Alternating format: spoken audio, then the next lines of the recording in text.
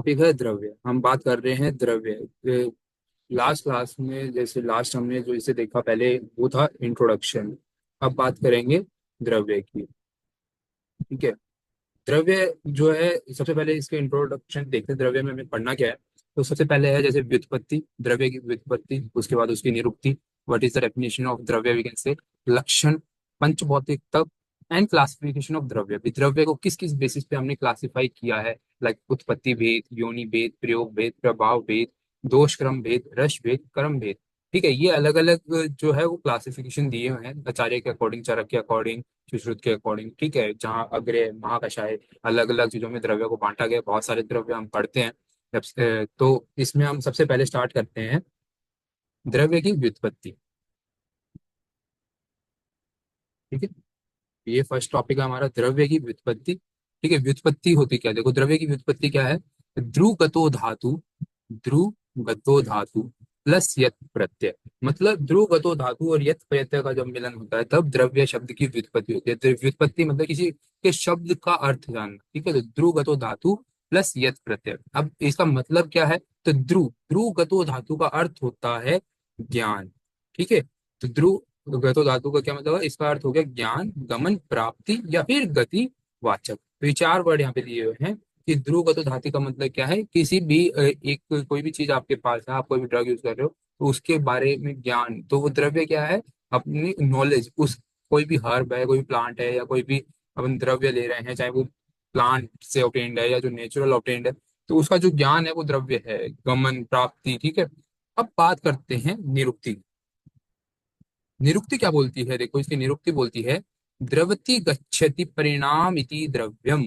मतलब द्रव्य किसको बोला गया है, जो हमेशा परिणाम को प्राप्त होता है। किसको प्राप्त होता है, परिणाम को, अथवा जिससे परिणाम का ज्ञान होता है। तो दो चीजें यहाँ याद रखना कि द्रव्य क्या है, जो किसी चीज को प्राप्त होता है, तो जो हमेशा परिणाम को प्राप्त होता है, मतलब जिसका रिजल्टेंट हो, या फिर रिजल्टेंट की नॉलेज को हम क्या बोल सकते हैं, द्रव्य बोल सकते हैं।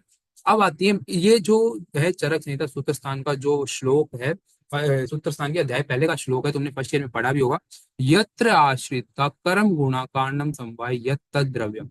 ठीक है, तो इसका प्रोनाउंसिएशन ध्यान रखना, इंपॉर्टेंट है। पूछा जाता है एग्जाम्स में भी, पूछा जाता है हर बार। 2 नंबर के क्वेश्चन आते थे 2 नंबर में, अब अगर 2 नंबर में नहीं आ रहा तो एमसीक्यू में आ सकता है 5 नंबर में। पहली चीज अगर द्रव्य के बारे में पूछते हैं तो लक्षण पूछे जाते हैं, इंपॉर्टेंट है क्या। यत्र आश्रिता कर्म गुणा कारणम समवाय यत् तद द्रव्यम, इसका मतलब क्या है, देखो जिसमें कर्म है ना, इंपॉर्टेंट, जिसमें कर्म और गुण। ठीक है, तो यत्र आश्रिता कर्म गुणा, तो देखो वर्ड आ गया ना, कर्म और गुण। जिसमें कर्म और गुण समवायी संबंध से आश्रित रहते हैं, यत्र आश्रिता, तो आश्रित के लिए आ गया कि द्रव्य वो है, पदार्थ है, जो वह है जिसमें कर्म और गुण सामान्य संबंध से आश्रित रहते हैं, और जो कार्य द्रव्य का समवायी कारण होता है। ठीक है, अब कार्य द्रव्य क्या होता है, कारण द्रव्य क्या होता है, ये सब हम आगे देखेंगे क्लासिफिकेशन ऑफ द्रव्य में। अभी के लिए ये याद रखो कि जो कार्य द्रव्य का तो क्या होता है, समवायी कारण होता है, और जिसमें गुण और कर्म, कर्म और गुण समवायी संबंध से रहते हैं, उससे क्या बोलते हैं, द्रव्य कहते हैं। जो समवायी संबंध से द्रव्य पे आश्रित रहे, सिम्बायोटिक रिलेशनशिप विद द्रव्य। ठीक है, उसके बाद अगला टॉपिक आता है द्रव्य का पंच भौतिकत्व। ठीक है, तो हमारा अगला टॉपिक क्या है, द्रव्य का पंच भौतिकत्व। कि द्रव्य पंच भौतिकत्व कैसे है, तो हम समझने जाएंगे। सबसे पहले तो इसका श्लोक समझेंगे, ये श्लोक भी इंपॉर्टेंट है, तुम टिक लगा लेना।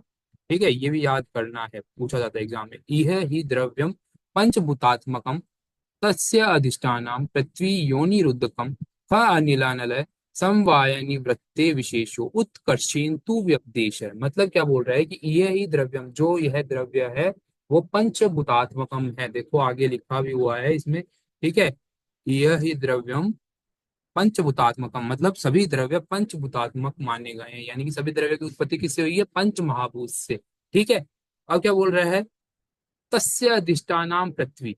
मतलब क्या है, द्रव्य का अधिष्ठान किसको बोला गया है, पृथ्वी को। तथा योनिर उदकम, उदक जो वर्ड है ना यहाँ पे, उदक जो वर्ड है वो किसके लिए यूज होता है, जल के लिए। ठीक है, याद रखना, उदक वर्ड जल के लिए यूज होता है। ठीक है, तो योनि उत्पत्ति के लिए यूज हुआ है।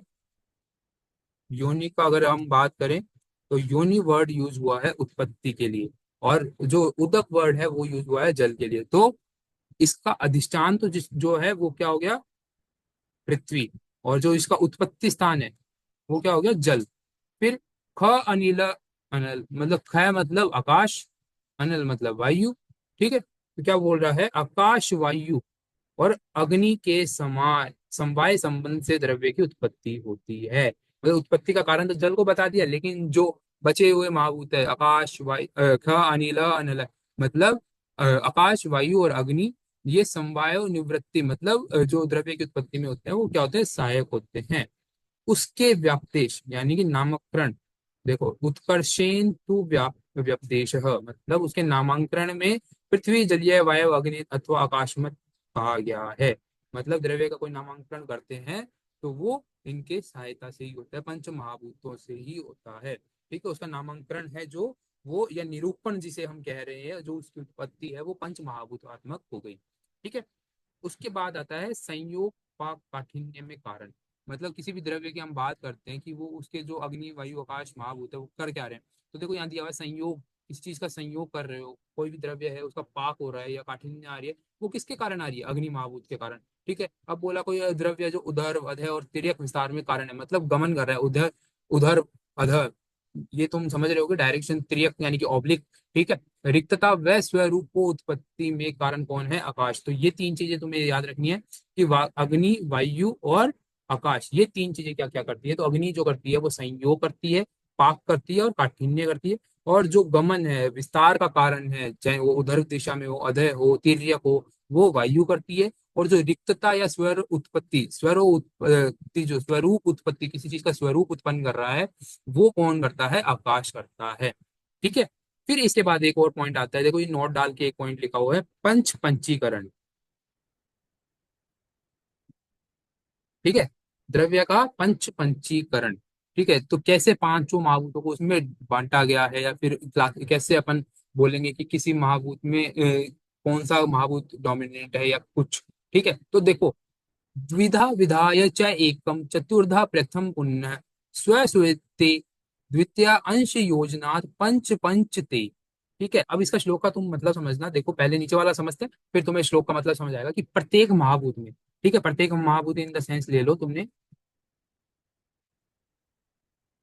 महाभूत ले लिया अग्नि। ठीक है, मैं एक एग्जांपल के लिए ले रहा हूँ, अग्नि महाभूत ले लिया। ठीक है, अब उसको दो पार्ट में डिवाइड कर दिया,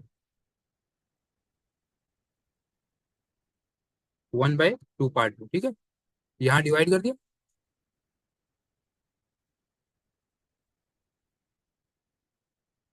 फिर उसके बाद देखो क्या है, 50-50 हो गया ना।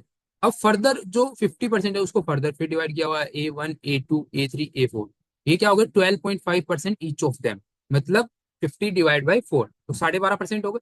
अब नीचे देखो एक लाइन लिखी है, नाउ फॉर ईच महाभूत, यानी कि ईच महाभूत यानी कि कोई भी महाभूत अपन ले लें, तो उसमें क्या है, 50% ऑफ इट सेल्फ। मतलब जैसे मैंने अग्नि महाभूत ही लिया ना, तो ये जो 50% है ना, वो किसका हो जाएगा, अग्नि का। ये तो 50% किसका हो जाएगा, अग्नि का। और जो ये 12.5 है ना, वो किसका हो जाएगा, अदर सभी का इंक्लूड करके।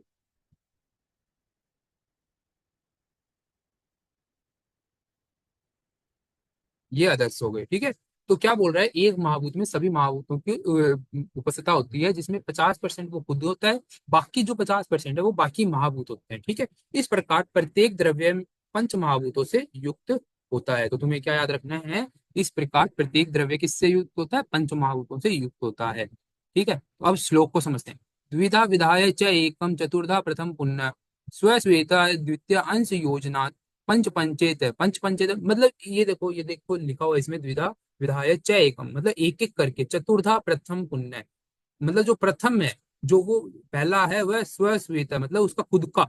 द्वितीय अंश योजना, बाकी सब क्या है, अंश मात्र है, कितने, चतुर्धा, चार चार। तो इसीलिए पंच महाभूतों में पांचों, पंच पंचेत है, यानी कि पंच महाभूतों में पांचों महाभूत की समायता होती है। ठीक है, इसके बाद है सर्व द्रव्यम औषधतम, मतलब सारे जो द्रव्य है वो आचार्य क्या बोलते हैं कि औषध है, ऐसा आचार्य का कहना है। ठीक है, सभी द्रव्य औषध है, तो तुम्हें याद रखनी है ये लाइन, सर्व द्रव्यम औषधम। ठीक हो, इसके नीचे देखो क्या जो महाभूतों के गुण और कर्म दिए हुए हैं, पहले महाभूतों के गुण और कर्म पढ़ लेते हैं। तो क्या बोल रहा है, आकाश, आकाश का क्या गुण दिया हुआ है, देखो सूक्ष्म, विशद, लघु और शब्द। अब शब्द पे स्टार मार्क किया हुआ है, क्यों? क्योंकि वो उसका इंपॉर्टेंट गुण है। तुमने जब पदार्थ पढ़ी फर्स्ट ईयर में तभी देखा होगा, आकाश का शब्द, वायु का स्पर्श, अग्नि का रूप, जल का रस और पृथ्वी का गंध। तो ये हो गए उसके अलग से गुण। ठीक है, स्वरूप गुण हो गए। और बाकी जो गुण तुमने जो गुरुवादी गुण जो अपन ने पढ़ते हैं, उनको डिवाइड किया हुआ है अलग अलग उनके कैरेक्टरिस्टिक के बेसिस पे। फिर रस, तो आकाश के अंदर कौन सा अव्यक्त, मतलब आकाश का रस अपन डिफाइन नहीं कर सकते हैं। ठीक है, नॉट डिफाइन। ये जो हो गया वो क्या हो गया, नॉट डिफाइंड। ठीक है। अब वायु का बात करें तो कषाय और ईशतिकत। ईशतिक्त का क्या मतलब, देखो कषाय इसका इंपॉर्टेंट हो गया, और ईशतिक्त हो गया मतलब पार्शली तिक्त। ठीक है, मैं यहाँ लिख देता हूँ, याद रहे तुम्हें, पार्शियली तिक्त। ठीक है, तो याद रखना है कि जो ईशत मतलब पार्शियली, जो इसका प्रधान रस होगा वो होगा कषाय, और जो इसका पार्शियली रस कौन सा हो जाएगा, ईशत रस हो गया। ठीक है। फिर अग्नि की, अग्नि के अंदर देखो कटु, ईशत अमल और लवण। ठीक है, यानी कि मेन इसका रंग कौन सा हो गया, कटु और लवण। और फिर जल की देखो, जल में मधुर, ईशत, कषाय, अमल और लवण। तो मेन तो इसका हो गया मधुर, और पार्शियली कौन से हो गए, कषाय, अमल और लवण। ठीक है। पृथ्वी में देखो मधुर और कषाय, इसने ईशत कुछ नहीं बोला है, क्योंकि मधुर और कषाय दोनों रस मिलते हैं। ठीक है। फिर बात करेंगे विपाक की, तो आकाश, वायु, अग्नि तीनों कौन से हो गए, लघु विपाक के। और जल और पृथ्वी हो गए गुरु। अब कुछ कर्म दिए हुए हैं, सिर्फ इतने ही नहीं है कर्म, अपन और भी बहुत सारे लिख सकते हैं, गुणों के आधार पर लिख सकते हैं, अलग अलग रस, वीर्य, विपाक के अकॉर्डिंग लिख सकते हैं। लेकिन जो कुछ बेसिक कर्म यहाँ दिए हुए हैं, जैसे आकाश का कर्म दिया हुआ है लाघात, लागवत कारक, मतलब लघुता उत्पन्न करता है, कोमलता लाता है। ठीक है। फिर वायु का, वायु में भी देखो लाघव लिखा हुआ है, विचार, ग्लानिकार, रुक्षता, लेकिन इसका जो इंपॉर्टेंट हो जाएगा वो क्या हो जाएगा, रुक्षता। वायु क्या उत्पन्न करती है, रुक्षता। अग्नि का सबसे इंपॉर्टेंट हो जाएगा धा, और उसके बाद एक होता है वर्ण, प्रकाश। ठीक है। पाचन भी हम ले सकते हैं, पाचन हमारी एक्सटर्नल क्रिया में नहीं आता, लेकिन जो एक्सटर्नल है वो धा और वर्ण प्रकाश, तो पाचन हमारी इंटरनल के लिए लेते हैं, इंपॉर्टेंट ये भी है। जल का देखेंगे तो स्नेहन, क्लेदन दोनों इंपॉर्टेंट है, बंधन। ठीक है, बंधन करता है, विष्यंदन। फिर पृथ्वी का देखो गौरवम, स्थैर्यम, संघात, उपचय, ये सारे लिख सकते हो। ठीक है, ऐसे ही गुण के हैं, सूक्ष्म, विशद, लघु शब्द। आकाश का शब्द है वायु, हाँ, आकाश का शब्द हो गया वायु का स्पर्श, अग्नि का रूप, जल का रस और पृथ्वी का गंध। ठीक है, ये सारे हो गए, ये तुम्हें ध्यान रखना है।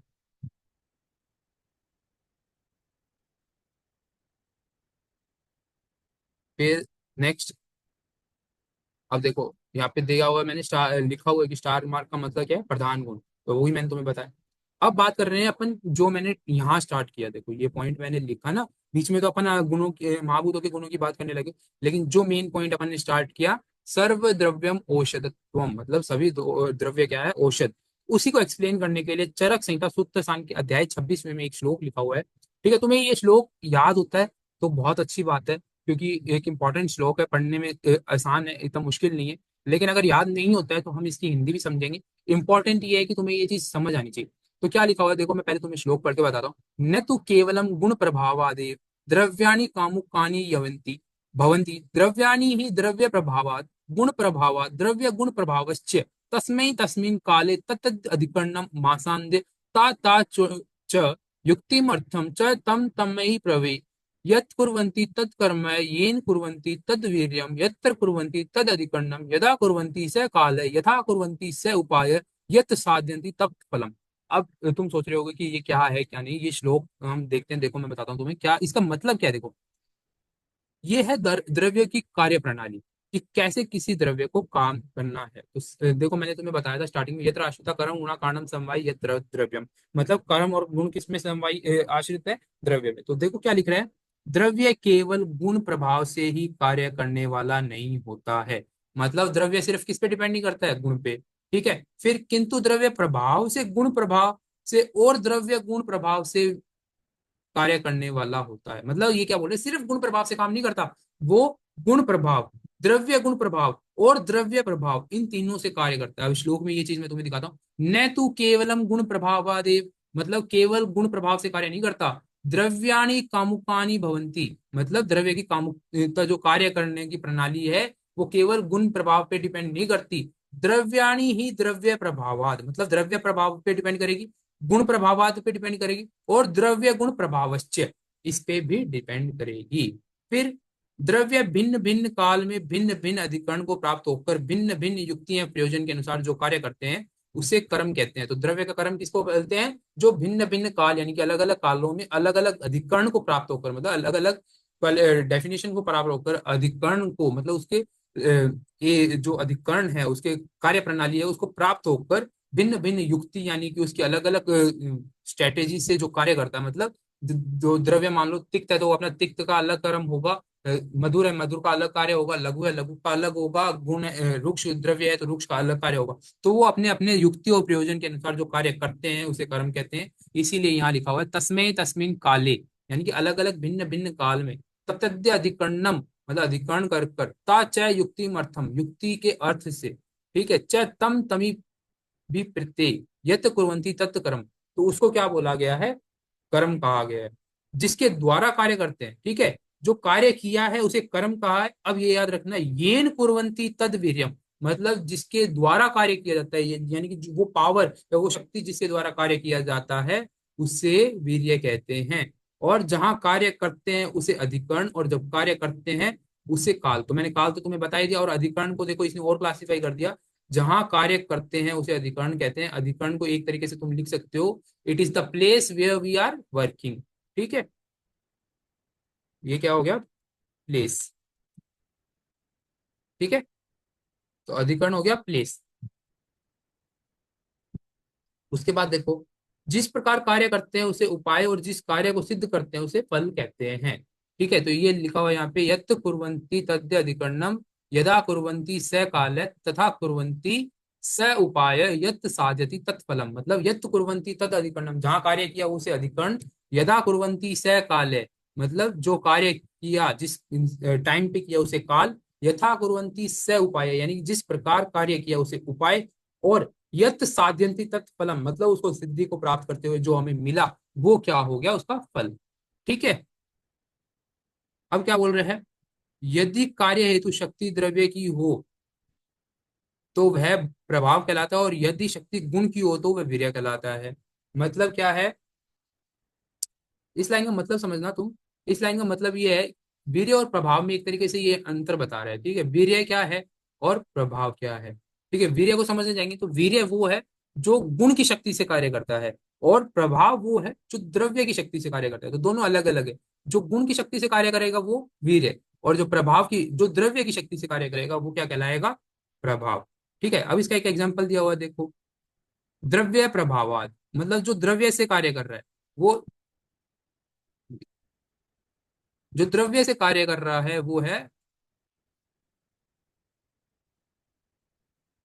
विरेचन, दंती का विरेचन प्रभाव। तो वो क्या कर रहा है? द्रव्य प्रभाव, यानी कि द्रव्य की शक्ति से कार्य कर रहा है।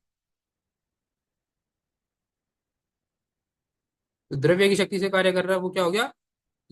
द्रव्य प्रभाव। जो गुण से कर रहा है, जो ज्वर में तिक्त रस शीत में गुण प्रभाव होता है अग्नि का, तो ये सब क्या है? गुण प्रभाव, जो अपनी गुण की शक्ति से कार्य, तो ये वीर्य हो गया, ठीक है। द्रव्य प्रभाव जो द्रव्य की शक्ति से करेगा वो प्रभाव हो गया, ठीक है। फिर है द्रव्य गुण प्रभाव, आश्चर्य का एग्जाम्पल दिया हुआ है। तो इसमें क्या दिया हुआ है? सोने का कड़ा वक्र को गाय के दूध में पकाकर पीने से दूध एवं स्वर्ण वक्र का वाजीकरण प्रभाव पड़ता है। तो मतलब यहाँ पे क्या है कि ये दोनों चीजों को साथ में ले आया, कि सोने का कड़ा वो द्रव्य की क्वालिटी है, ठीक है, और वक्र का को गाय, मतलब ये जो दूध, दूध क्या हो गया? दूध के जो गुण देखेंगे वो गुण की प्रधानता हो जाएगी। तो ये दोनों चीजों को साथ में लिया है। द्रव्य गुण प्रभावाद क्या है? जब दोनों को साथ में ले आए वो हो जाएगा द्रव्य गुण प्रभावाद, ठीक है। फिर है द्रव्य की प्रधानता में युक्ति। ये भी एक इंपॉर्टेंट टॉपिक है कि द्रव्य प्रधान क्यों है। हम द्रव्य बोल रहे हैं, ठीक है, द्रव्य रस से प्रधान क्यों है, गुण से क्यों प्रधान है, वीर्य विपाक, मतलब सबसे प्रधान द्रव्य क्यों माना गया है। तो आचार्य, याद रखना ये श्लोक तुमसे पूछा जाता है, ये श्लोक भी तुम्हें याद रखना है, ठीक है। ये श्लोक तुमसे पूछा जाता है, पाको ना अस्ति विना वीर्यात वीर्याम ना अस्ति विना रजात रसो ना अस्ति विना द्रव्यात द्रव्यम श्रेष्ठतम समृतम। ये मतलब क्या है? पाको ना अस्ति बिना वीर्यात, मतलब बिना वीर्य के क्या नहीं होगा? पाक नहीं होगा, क्योंकि वीर्य क्या है? वो शक्ति जिसके द्वारा कार्य करवा रहे हैं वो क्या है? वीर्य। तो पाको ना अस्ति विना वीर्यात वीर्यम ना अस्ति बिना रसात। अब बिना रस के वीर्य नहीं हो सकता, ठीक है। जैसे मान लो अपना शीत वीर्य है, तो वो शीत वीर्य किसका होगा? किसी रस का ही तो होगा ना। ठीक है, तो रस के बिना वीर्य नहीं हो सकता। रसो नास्ति बिना द्रव्यात। अब रस, मधुर रस का मान लो शीत वीर्य है, ठीक है, तो अब मधुर रस भी तो किसी चीज का होगा ना, तो किसका होगा, वो द्रव्य का होगा। तो रसो नास्ति बिना द्रव्यात, मतलब द्रव्य के बिना रस की नहीं है, इसीलिए कहा गया है द्रव्यम श्रेष्ठतम समृतम। मतलब पाको ना अस्ति बिना वीर्यात, वीर्यम ना अस्ति बिना रसात, रसो ना अस्ति बिना द्रव्यात, द्रव्य शिष्टम समितम। मतलब इसका अर्थ यह है कि बिना वीर्य के पाक नहीं होता, बिना रस के वीर्य नहीं होता, और बिना द्रव्य के रस नहीं रहता, इसलिए द्रव्य को श्रेष्ठ माना गया है। ठीक है, तो रस गुण वीर्य विपाक प्रभाव आदि द्रव्य में आश्रित रहते हैं, ये तुम्हें याद रखना है। ठीक है, फिर एक और आगे दिया हुआ है, आचार्य सुश्रुत द्वारा द्रव्य की प्रधानता सिद्ध करने हेतु निम्न युक्तियों का प्रयोग किया गया। अब कुछ युक्तियां जो है आचार्य सुश्रुत ने सुझाई कि लो भाई, मैं कुछ आपको हिंट्स दे रहा हूं, इनसे जो है हम ये एक्सप्लेन कर सकते हैं कि द्रव्य प्रधान क्यों है। एक एक करके हम सारी पढ़ेंगे, तुम्हें भी याद रखनी है। सबसे पहला है व्यवस्थित तत्व। मतलब रस आदि की अपेक्षा द्रव्य क्या होता है, व्यवस्थित तत्व होता है, अपरिवर्तनशील होता है, व्यवस्थित होता है। मतलब ऐसे नहीं कि बार बार चेंज हो गया। ठीक है, एग्जांपल दिया हुआ है आम्र। आम का फल देखा होगा तुमने, कच्चा होता है तो कषाय अमल रस का होता है या कषाय कशेला होता है, लेकिन जब पक जाता है चीज तो वो कैसा हो जाता है, मधुर रस का। इसीलिए क्या है, व्यवस्थित, मतलब जो अपरिवर्तनशील हो, जिसमें डिफरेंस मतलब टाइम के साथ चेंजेस ना आए। तो द्रव्य, द्रव्य तो वो आम ही रहा ना, उसमें आमरी तो था द्रव्य, लेकिन उसके क्या है, रस में चेंज आता गया, इसीलिए क्या है, आम के जो रस है परिवर्तन हुआ, किंतु द्रव्य आम ही रहा, इसीलिए इसको अपरिवर्तन बोला गया है और द्रव्य को श्रेष्ठ कहा गया है। फिर है नित्यत्व, मतलब नित्य पदार्थ अनित्य पदार्थ की अपेक्षा प्रधान होता है। जैसे काल स्थान उपसर्ग आदि के प्रभाव से रस आदि में उत्कर्षता या हीनता की जा सकती है, लेकिन द्रव्य में नहीं होती है। ठीक है, अलग अलग प्लेस, जैसे यहाँ से तुम हिमाचल साइड चले जाओ, साउथ साइड चले जाओ, ठीक है, वहां की तुम अगर नॉर्मल रोटी भी खाओगे ना, तो उसमें भी तुम्हें फ्लेवरिंग चेंज मिलेंगे, लेकिन जो द्रव्य है ना उसमें चेंज नहीं मिलता, द्रव्य हमेशा सेम रहता है। उसके काल स्थान से उसके ऊपर फर्क नहीं पड़ेगा। ठीक है, वो अलग स्पीसीज अगर होती है तो एक अलग बात है, वो एक द्रव्य, दो अलग द्रव्य हो गए, लेकिन एक ही द्रव्य की क्वालिटी हमेशा सेम रहेगी। यहाँ से तुम अगर अनाज लेके जाओगे केरला में, तो वो 100% वही टेस्ट आएगा जो यहाँ आता है, क्योंकि वो क्या है, तुम यहाँ का यूज कर रहे हो, यानी कि द्रव्य तुम्हारा सेम है। ठीक है, आश्रित्व, रस गुण वीर्य विपाक प्रभाव से द्रव्य में आश्रित रहते हैं, इसीलिए क्या बोला उसको प्रधानतव। स्वजात्य स्थान, मतलब द्रव्य अपनी जाति में ही स्थिर रहता है, रस आदि की तरह जाति परिवर्तन नहीं करता है। जैसे जलीय द्रव्य सदैव जलीय ही रहता है। मतलब रस आदि क्या होते हैं, वो अपनी जाति परिवर्तन कर देते हैं, जैसे एक रस से दूसरे रस में परिवर्तन हो गया, लेकिन जो स्वजातीय अवस्थान है ना, वो अपनी जो द्रव्य है वो अपनी जाति चेंज नहीं करता है। अगर वो जल है तो जल रहेगा, ठोस है तो ठोस रहेगा। ठीक है, पंच इंद्रिय ग्रहण, द्रव्य पंच भौतिक होता है तो उसकी परीक्षा पंच इंद्रियों की से की जाती है, परंतु रस आदि की नहीं की जाती है। अब वेरी सिंपल सी बात है, अगर तुम रस की कहीं वो करने जाओगे परीक्षा, तो तुम उसकी टच से नहीं कर सकते ना, लेकिन जो द्रव्य है ना उसकी टच से भी कर सकते हो। ठीक है, और अगर तुम गुण की बात करोगे, तो ठीक है, उसमें स्मेल नहीं कर सकते। अब तुम लघु गुण को स्मेल तो नहीं कर सकते, लेकिन लघु है कोई चीज को, उसको बैलेंस करके अपने हाथ में लेके तुम देख सकते हो। ठीक है, तो वो है, द्रव्य की स्मेल ले सकते हो, गुण की स्मेल नहीं ले सकते तुम। तो ये चीजें हैं कि तुम जो द्रव्य है वो पंच भौतिकत्व होने के साथ साथ पंच इंद्रियत्व भी है, मतलब उसका जो ग्रहण है वो पांचों इंद्रियों के साथ किया जाता है, ना कि रस आदि द्रव्यों का। मतलब रस आदि, रस वीर्य गुण विपाक, इनका पंच इंद्रियों से ग्रहण नहीं होता है। अगर मॉडर्न में देखें तो ये ऑर्गेनोलैक्टिक एग्जामिनेशन से अपन इसको कोरिलेट कर सकते हैं, रस एग्जामिनेशन को। ठीक है, फिर शास्त्र प्रमाण, तो शास्त्रों के अनुसार भी द्रव्य ही प्रधान है भाई। जो तुम बोल रहे हो कि द्रव्य प्रधान है, द्रव्य प्रधान है, तो ऑफकोर्स सी बात है, उसका वो भी तो होना चाहिए ना क्राइटेरिया कि कितना प्रधान है भी या नहीं, किसने बोला प्रधान है। तो शास्त्र प्रमाणम, मतलब शास्त्रों में लिखा है कि द्रव्य प्रधान है, तो हम शास्त्र की बात मानेंगे, क्योंकि शास्त्र क्या है, आप्त है। ठीक है, फिर आरंभ सामर्थ्य, यानी कि चिकित्सा कर्म में औषध निर्माण हेतु विभिन्न प्रकार की क्रियाएं, जैसे शोधन मर्दन आदि द्रव्य की होती है।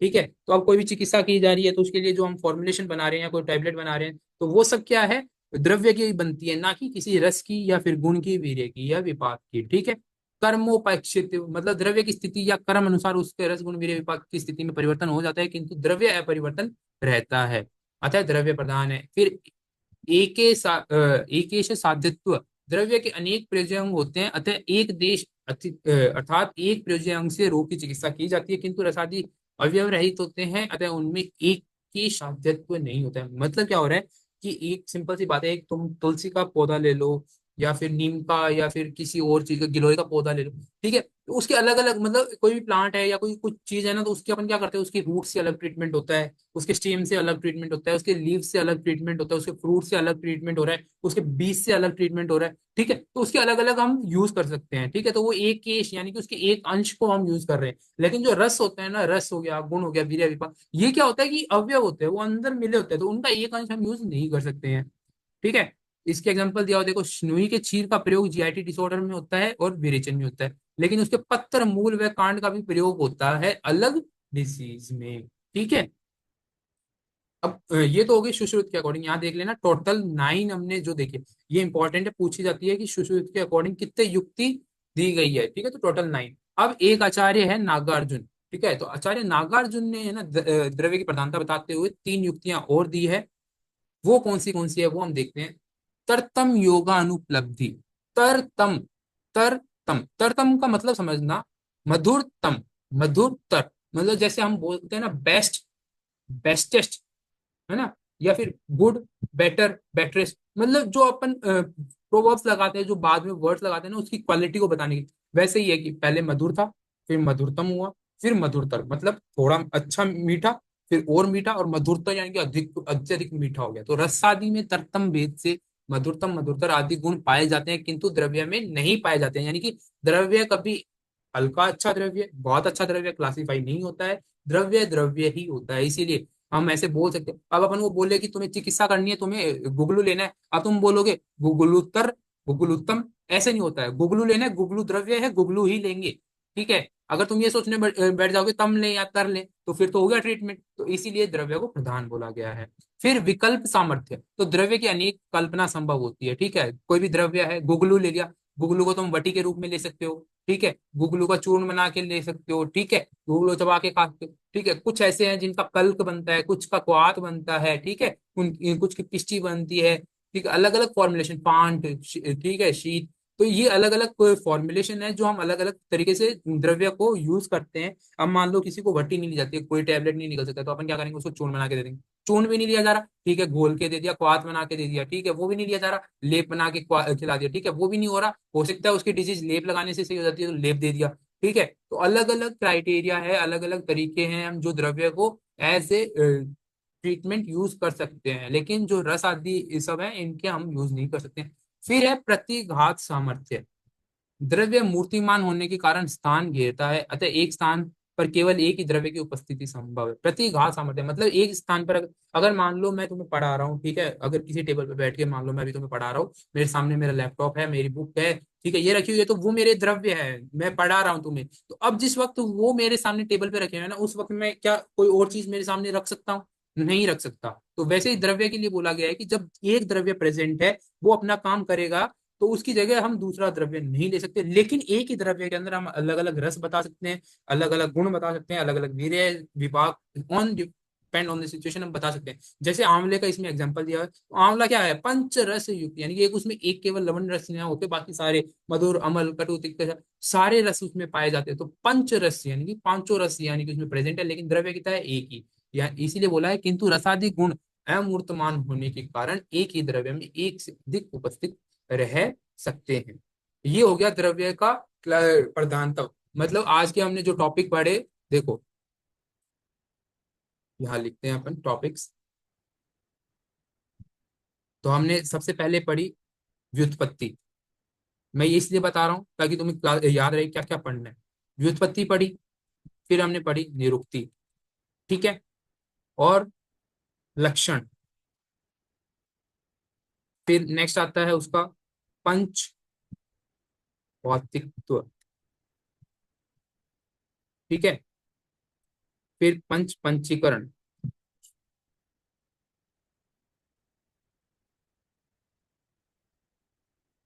और लास्ट में प्रधानता। तो ये कुछ हमने आज के टॉपिक पढ़ लिए हैं। तो ये सारे तुम्हें याद होने चाहिए, व्युत्पत्ति, निरुक्ति, लक्षण, पंच भौतिकत्व, पंच पंचीकरण और प्रधानता, ठीक है। तो ये आज के हमारे टॉपिक थे, आई होप समझ आए होंगे, ठीक है। तो ये सारे अच्छे से पढ़ने हैं। द्रव्य के अंदर हमने व्युत्पत्ति देख ली, निरुक्ति, लक्षण, पंच भौतिकत्व देख लिया। अब हम आगे इसकी क्लासिफिकेशन की बात करेंगे, ठीक है।